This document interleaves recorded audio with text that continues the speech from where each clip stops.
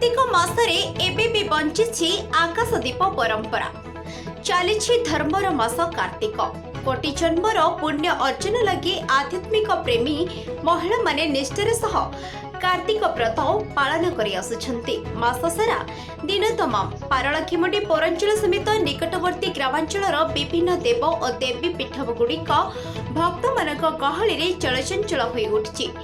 एही पुण्य अर्जनर कार्तिक मासरे एबे भी बंचिछि आकाशदीप परंपरा। ग्रामांचल और सहरांचलर तुलसी मंडप हेउ किंबा कोनोसी देवालय पोता जाइथाए एक लंबा बाउंस। सेथिरे दौड़ी संलग्न होई शिकारे एक माटी हांडी रे प्रदीप प्रज्वलन करी आकाशदीप चढ़ा जाइथाए।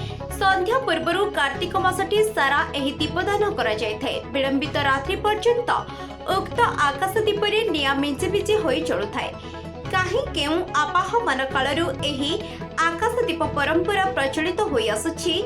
आकाशदीप संपर्क में लक्ष्मी नारायण एवं राधा दामोदर उद्देश्य प्रदान कहुवा बेले अन्य केही साधारण दीप मंदिर गर्भगृह किंबा दीपस्थल प्रदान बेले उक्त दीप आकाश में चारि देवता उद्देश्य प्रदान शुणा मिलूँ।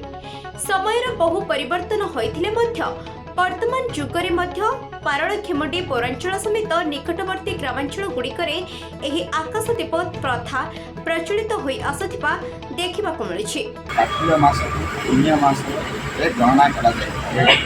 एही मासरे देवता माने मुख्य मंडल को आसी समस्त मंडल करथांती। एही मासर प्रथम दिन ठारू पुणी कार्तिक मास पूर्णिमा पर्यंत प्रत्येक दिन संध्या आरती पूर्व आकाशदीप लगाई।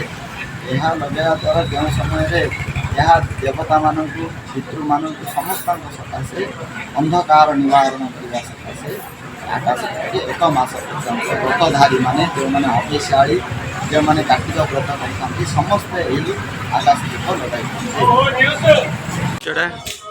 प्रदीप कुमार पंडा कौन कहे जो कार्तिक मासरे आकाशदीपर महत्व कौन रही? मास भर प्रत्येक मास धार्मिक मास को कहते कार्तिक मास, जहाँकि आमर 12 मास मध्य कार्तिक मासटा गोटे उत्तम धार्मिक मास अटे।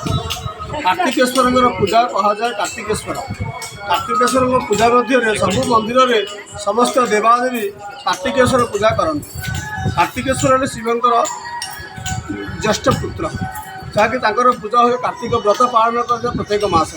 कार्तिकेश्वर व्रत पालन कर कार्तिक व्रतर महात्म्य है बहुत किसी अच्छी बर्तमान तो कहीहबनी, किंतु आमर जो आकाशदीप जले आकाशदीप है आकाशम पतितम तोयम जच्छा गच्छ सागरम सर्वदेवम नमस्कृतम एवं तुआगच्छम।